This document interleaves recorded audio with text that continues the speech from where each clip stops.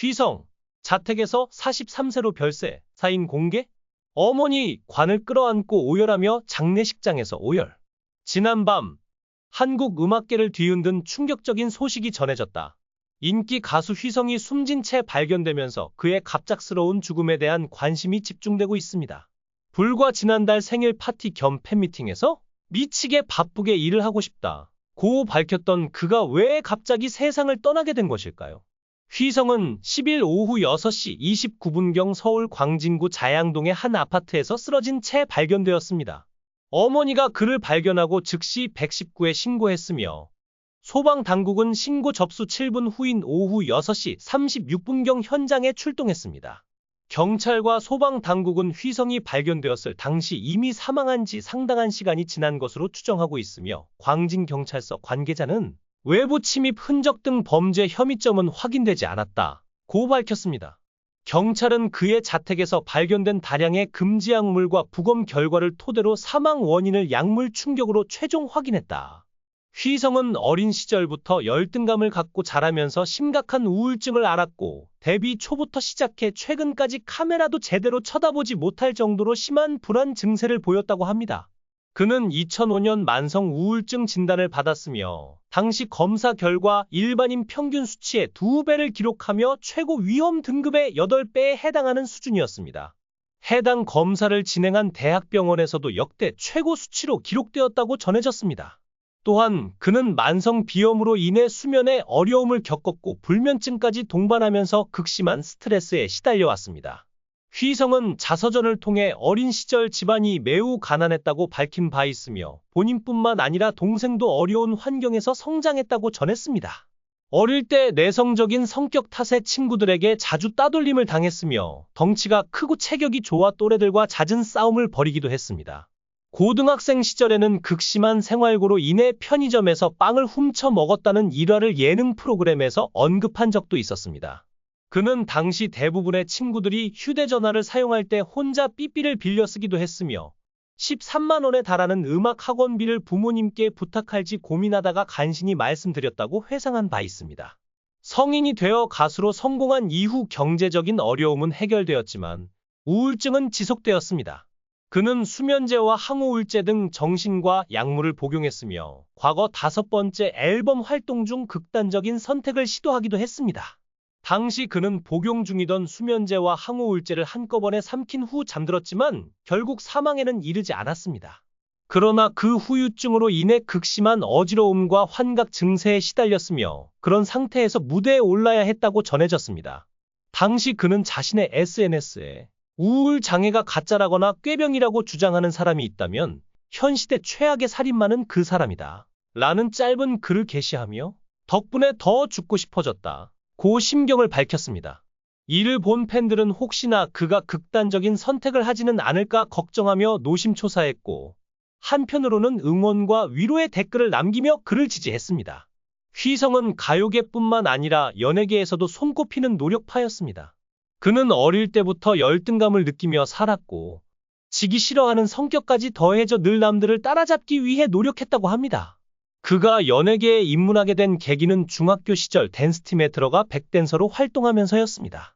당시 그는 주로 이수만이 이끄는 SM 엔터테인먼트 소속 가수들의 백댄서로 활동하다가 1999년 베이비복스의 소속사였던 DR뮤직을 통해 A사라는 4인조 그룹의 멤버로 정식 데뷔했습니다. 그러나 A사는 큰 인기를 얻지 못했고 결국 1집 활동 이후 팀을 탈퇴하게 되었습니다. 그는 2002년 솔로로 다시 데뷔하자마자 큰 인기를 얻으며 한국 R&B 대표 가수로 자리 잡았습니다. 하지만 심각한 우울증을 앓고 있었으며 활동 중 여러 차례 프로포폴 불법 투약 혐의로 수사 대상에 오르기도 했습니다. 일부 종합 편성 채널에서는 휘성이 조직폭력배를 동원해 협박까지 하며 불법 투약 사실이 알려지지 않도록 했다는 인터뷰 영상을 방송하기도 했지만 그는 사실 무근이라고 강하게 반박한 바 있습니다. 휘성은 프로포폴을 투약한 것은 인정했지만 모두 부상 치료를 위한 의료 목적이었다고 밝혔습니다. 그는 투약 횟수가 약 10회 정도였으며 불법 투약이 아니라고 주장했습니다. 실제로 당시 프로포폴 불법 투약 혐의로 적발된 의사가 휘성에게 해당 약물을 투여한 적은 있었지만 불법 투약 대상자 명단에는 휘성이 포함되지 않았습니다. 경찰 조사에서도 의료 목적이라는 증거가 제출되면서 사건은 일단락되었습니다. 그러나 2020년 3월 휘성이 다시금 프로포폴 상습 투약 혐의로 수사를 받고 있다는 사실이 알려졌습니다. 당시 밤 8시 30분경 서울 송파구의 한 건물 화장실에서 수면 마취제류 약물을 투약한 후 쓰러진 채 발견되었습니다. 그러나 소변 검사에서는 음성이 나왔으며 당시 그가 사용한 약물은 프로포폴이 아닌 에토미데이트로 밝혀졌습니다. 에토미데이트는 개인이 소지하고 투약하는 것이 불법일 뿐만 아니라 프로포폴과 유사한 효과를 가진 약물로 알려져 있습니다. 이후 경찰은 휘성이 쓰러지기 전 주변 상가 CCTV를 분석한 결과 인터넷에서 알게 된 사람과 약물을 직거래하고 은행 ATM을 여러 차례 방문하는 모습을 포착했습니다. 그날 밤 9시 15분경 휘성은 서울 광진구의 한 호텔 1층 화장실에서 또다시 쓰러진 상태로 발견되었습니다. 현장에서는 주사기와 수면 유도제로 추정되는 약병이 발견되었으며 경찰은 휘성의 모발과 소변 검사를 진행하고 약물 감정을 의뢰했습니다.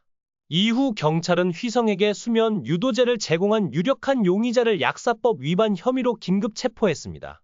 이 사건으로 열린 재판에서 휘성은 징역 1년, 집행유예 2년, 사회봉사 40시간, 약물치료 강의 40시간을 선고받았습니다. 또한 이 사건으로 인해 KBS 출연 정지 명단에 오르기도 했습니다. 약물 복용은 분명 용납될 수 없는 일이지만 정신적으로 얼마나 힘들었기에 결국 약물에 의존하며 몸부림쳤던 것인지 많은 이들의 안타까움을 자아냈습니다. 특히 당시 휘성은 아버지를 떠나보낸 지 오래되지 않은 시점이었는데 그는 생전 아버지와 깊은 유대를 가지고 있었습니다. 아버지는 아들이 유명한 가수가 된 이후에도 택시 운전 일을 계속했습니다. 이에 대해 그는 아들이 돈을 잘 버는데 왜 쉬지 않느냐 는 질문에 이 친구 휘성는 가수가 직업이지만 나는 기사가 직업이다. 내 체력이 허락하는 한 끝까지 기사로 일할 것이다. 라고 말하며 자신의 소신을 밝혔습니다. 휘성은 그런 아버지를 존경하며 깊은 애정을 드러내기도 했습니다. 그러나 결국 감격적인 순간을 함께했던 아버지는 4년 후 세상을 떠났고 휘성은 극심한 우울증과 상실감에 시달렸습니다. 가장 가슴 아픈 장면은 휘성의 어머니였다. 경찰 조사가 끝난 뒤 자택 앞에 도착한 그녀는 아들의 시신을 확인하는 순간 무너져 내렸다. 왜 그랬어? 우리 아들 왜 그랬어? 라는 절규가 골목을 메우며 듣는 이들의 심장을 찢었다. 어머니는 아들이 약물에 손을 뗀 이유를 끝내 이해하지 못한 채 눈물로 얼룩진 얼굴을 감싸주었다. 한때 아들의 성공을 자랑스럽게 여겼던 그녀가 이제는 그의 죽음을 마주하며 평생 지울 수 없는 상처를 안고 살아가야 한다는 사실이 안타깝기 그지없다. 휘성의 삶은 화려했지만 그 뒤에 들이운 어둠은 누구도 헤아릴 수 없을 만큼 깊었다. 업계에서는 그가 오랜 시간 우울증과 싸웠다는 이야기가 흘러나오고 있다. 한 관계자는 휘성은 무대 뒤에서 늘 외로워 보였다. 약물은 그의 유일한 탈출구였을지도 모른다. 며 눈시울을 붉혔다. 그러나 그 탈출구는 결국 그를 구원하기는커녕 더 깊은 절망 속으로 밀어넣었다.